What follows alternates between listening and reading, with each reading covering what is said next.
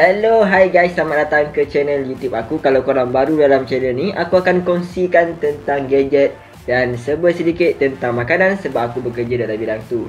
So, korang boleh support aku dengan like video ni dan subscribe aku punya channel.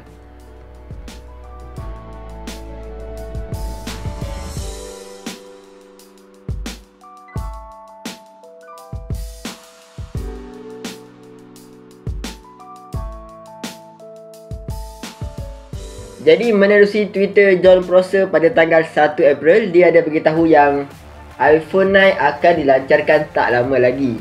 Dalam tweet tersebut juga dia ada bagi tahu terus tarikh yang dilancarkan. Dia ada beritahu tarikh yang dilancarkan adalah pada 15 hari bulan April 2020 dan tarikh shipment untuk phone iPhone 9 itu adalah 22 April.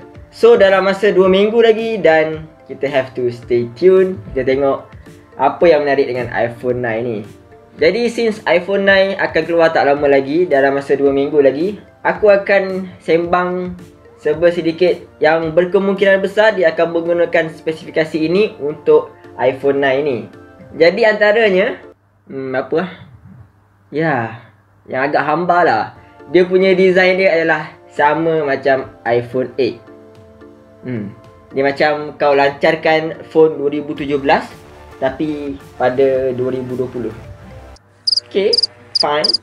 Jadi menerusi Twitter Steve Moser, dia ada beritahu yang beza iPhone 8 dengan iPhone 9, dia punya design adalah dia punya logo terletak di tengah-tengah. Di belakang tu berada di tengah-tengah, macam iPhone 11 lah. So itu je lah dia punya beza.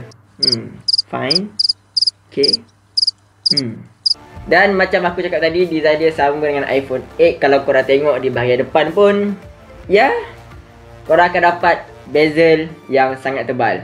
So itu adalah iPhone 9 yang maybe kita akan dapat.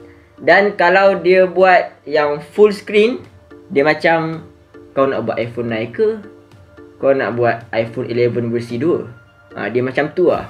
Kalau dia letak full screen dan macam iPhone 11 lah kan. Lagi-lagi kalau dia letak iPhone 9 dan iPhone 9 Plus. So iPhone 9 Plus tu kalau ada, mesti ada 2 kamera kan. So dia macam iPhone 11 lah, betul tak?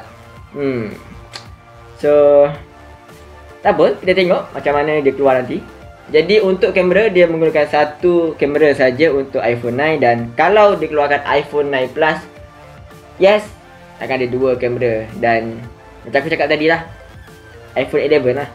Kita pun dah sedia maklum yang Apple adalah sebuah company yang mengeluarkan chip yang terbaik untuk smartphone ni. Dan bukan chip saja, dia juga mengeluarkan perisian yang terbaik juga untuk smartphone sekarang. Jadi untuk iPhone 9 ni, dia meletakkan chip A13 Bionic yang ada pada iPhone 11 dan dia diletakkan kepada iPhone 9. Dan dia tidak menggunakan A14 sebab A14 maybe digunakan untuk next series of iPhone. Mungkin pada bulan 9 nanti kalau dia lancarkan. Since Apple dah kemas kini dan dia dah riliskan dia punya iOS 13.4.5 untuk beta. Dan pada iOS 13.4.5 tu kita dapat tengok yang ada beberapa feature lah. Contohnya macam dia boleh share daripada Apple Music tu kepada laman sosial korang. So maybe itu adalah some kind of marketing. Dia nak bagi orang langgan Apple Music ataupun dia nak orang yang Android user boleh ataupun tertarik untuk pakai Apple Music. Dan of course lah dia akan beli Apple product lah.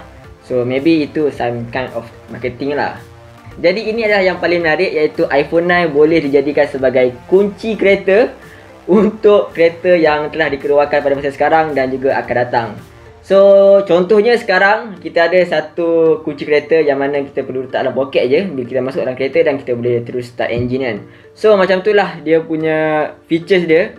Korang punya iPhone tu letak je dalam poket dan bila korang nak masuk dalam kereta, then korang tekan je start engine tu, so korang boleh jalan. Tapi kalau iPhone 9 korang tu hilang, maksudnya berkemungkinan kereta korang pun boleh hilang juga. So bila kita keluar nanti, kalau dia ada features ni, kita tengok macam mana dia punya dia punya keselamatan untuk dia punya features. So aku harap dia akan improve dan juga dia akan lebih selamat lah untuk user iPhone 9 nanti. Jadi bagi aku untuk iPhone 9 ni dia macam turn off lah sikit, sebab dia membawa design yang lama, yang macam 2017 macam tu, masuk ke dalam 2020 dan dia hanya tukar dia punya perisian. Macam biasa, perisian adalah benda yang dalam dan benda yang di dalam ni kita tak nampak. Jadi dia macam benda yang kita tengok hari-hari tu lah yang kita nak kan. Tapi kalau kita tengok hari-hari tu benda tu kita menyampah, so why not kita beli benda tu kan. Tapi dari segi dalaman dia memang tak dapat nafikan lah, dia adalah antara yang the best lah. Jadi setakat itu saja untuk rumours iPhone 9 ni. So kalau andai ada yang tak terkena, ada yang kena ataupun semua tak kena langsung, kita anggaplah itu sebagai April Fools. So terima kasih kerana menonton. Jumpa lagi di video yang akan datang. Jangan lupa untuk like, komen dan subscribe aku punya channel. Jumpa lagi. See ya.